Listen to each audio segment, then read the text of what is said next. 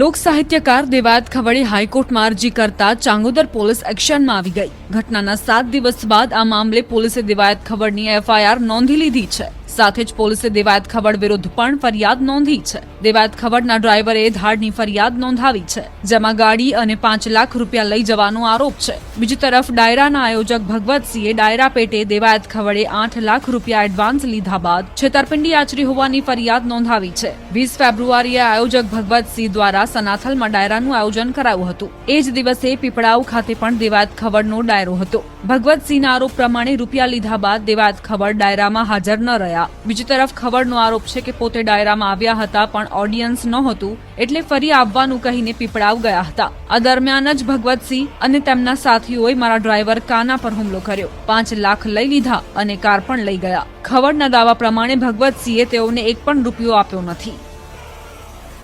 ભગવતસિંહ ચૌહાણ તેમના પિતાની પ્રથમ વાર્ષિક પુણ્યતિથિ હતી, જે નિમિત્તે તેમણે લોક ડાયરો, જમણવાર, બ્લડ ડોનેશન કેમ્પ વગેરેનું આયોજન કરેલું હતું। અને આ લોક ડાયરા માટે તેમના ઘણા જૂના અને ખાસ મિત્ર દેવાયત ખવડનો સંપર્ક કરેલો, જેથી લોક ડાયરાની સમગ્ર જવાબદારી દેવાયત ખવડનાઓએ લીધેલી હતી।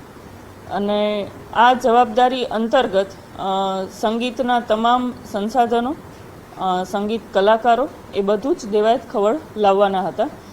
જેથી રાતે 8 વાગે દેવાયત ખવડ ત્યાં ભગવતસિંહજીને ત્યાં પહોંચી જાય છે અને ત્યારબાદ ત્યાં સાથે જમે છે અને પછી તેમને બીજી જગ્યાએ ડાયરાનું નક્કી કરેલું હોય, જેથી એ 9 વાગે ત્યાંથી રવાના થઈ જાય છે અને આણંદ જિલ્લાના સોજિત્રા તાલુકાના પીપળાવ ગામ ખાતે બીજા ડાયરામાં જાય છે। અહીંયા અન્ય કલાકાર ડાયરો ચાલુ રાખે છે। 1:30 વાગ્યા સુધી તે પરત નહીં આવતા અહીંયા તેમની જે સિલ્વર કલરની સ્કોર્પિયો ગાડી અને તેમાં તેમના જે ડ્રાઈવર છે હરેશભાઈ ઉર્ફે કાનાભાઈ, તે અહીંયા ડાયરા ખાતે રોકાયેલા હતા। અહીંયા તેમની કાર મૂકીને ગયેલા હતા, જેથી 1:30 વાગ્યા સુધી આયોજક તરફથી તેમને આશરે 50 જેટલા કોલ કરવામાં આવતા, તેમનો જવાબ નહીં મળતા દેવાયત ખવડ હવે ડાયરા માટે આવવાના નથી અને બધા લોકો જે છે એ ત્યાંથી નીકળવા માંડેલ હતા। જેથી ભગવતસિંહ, તેમના ભાઈ રામભાઈ, તેમના ભત્રીજા ધ્રુવરાજસિંહ અને અન્ય જે માણસો છે તેમણે ડ્રાઈવરની પૂછપરછ કરેલી અને ત્યારબાદ ડ્રાઈવર ત્યાંથી સ્કોર્પિયો ગાડી લઈને નીકળ્યા।